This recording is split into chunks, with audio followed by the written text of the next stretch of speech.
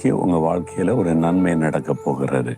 இன்றைக்கு உங்களுடைய வாழ்க்கையில் ஒரு நன்மை செய்ய போகிறார். நல்லவர் இயேசு கூட இருந்த நன்மை தானே நடக்கும். அப்போ இன்றைக்கு ஏதோ ஒரு காரியத்தில் ஒரு நன்மையை நீங்கள் எதிர்பார்க்குறீங்க, அப்படி தானே?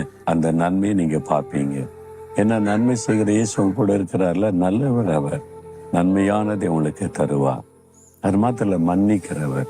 இல்லைங்க, நான் தப்பு பண்ணிட்டேங்க, ஒழுங்கா ஜெபிக்கிறது இல்லை, ஒழுங்கா பைபிள் வாசிக்கிறது இல்லை, இயேசு கிறிஸ்து சொன்னபடி என்னால் வாழ முடியல, இப்படிலாம் தப்பு பண்ணிடுறேன். அவர் மன்னிக்கிறவர். அவர்கிட்ட சாரி கேளுங்க. இயேசுவே என்னை மன்னிச்சிருங்க, சில மிஸ்டேக்லாம் பண்ணிட்டு என்னை மன்னிச்சுன்னு கிருபை தாங்க. அவர் கிருபை தருவார். அப்போ அவர் நல்லவரும் மன்னிக்கிறவரும் கிருபை மிகுந்தவர். அந்த கிருபை தான் நம்மை பரிசுத்தமாய் பாதுகாக்கும்.